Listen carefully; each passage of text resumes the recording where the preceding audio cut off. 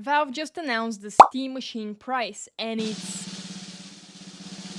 $1,049 for the base model with 512 gigabytes of storage, no controllers included. I guess that's because you can basically pair it with any controller. But if you want the Steam controller bundled with the 2 terabytes, you're looking at $1,428.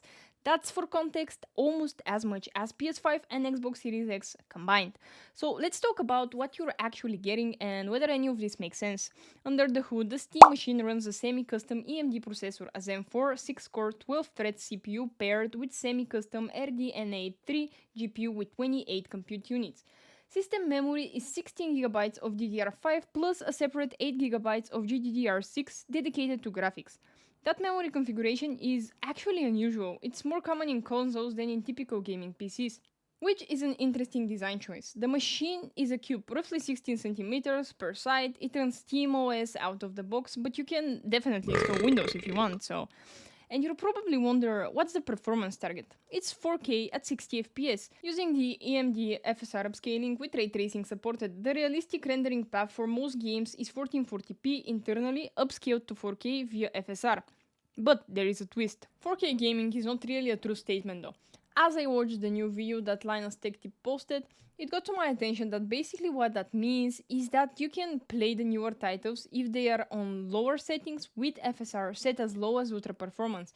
And then when we're upscaling it from 720p to 4K, which doesn't look great at all. Therefore, if you push it to 4K, the cracks start showing fast. In Cyberpunk at 4K, even with aggressive FSR upscaling, in performance mode the frame rate drops to 40 FPS, well below Valve's stated 60 FPS target. And in Hogwarts Legacy, on ultra settings, the Steam Machine hits the amazing 16.9 FPS at 4K and just 2 FPS at 84K with no upscaling. That's not gaming, that's a slideshow.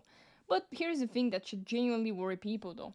The CPU benchmarks put it roughly on par with the Ryzen 5 5600, a $200 desktop chip from 2022. CPU-intensive games might genuinely struggle to hit 60 FPS.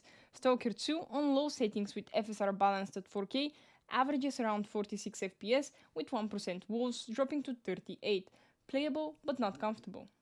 We have reviewers confirm that the base PS5 actually produces higher frame rates than the Steam Machine, but here is where it gets uncomfortable. A PS5 costs around $499, the PS5 Pro, the beefed up version, costs around $750, the base Steam Machine costs $1,049. Therefore, on paper, the Steam Machine is faster in CPU benchmarks, but the PS5 has years of developer optimization backed into every first-party exclusive Spider-Man 2, God of War, Horizon, games built from the ground up to squeeze every drop out of the hardware. The Steam Machine is running SteamOS on PC ports, which yes, gives you access to thousands of games, but raw ports don't hit the same performance ceiling as console native titles. But for a living room box meant to compare with consoles, $1,049 is a hard sell for me.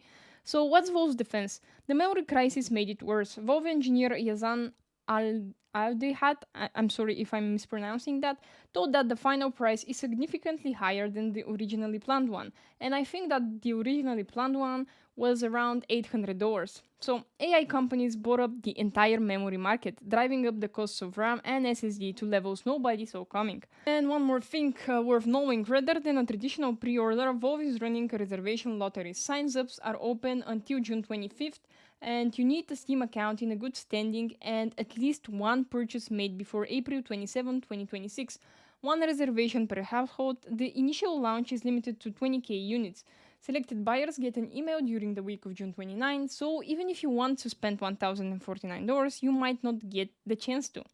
So the Steam Machine is real, it's a capable piece of hardware, but if you're a couch gamer who just wants the best bang for its buck, in the living room, the PS5 is still $600 cheaper and has first-party library that nothing on Steam touches.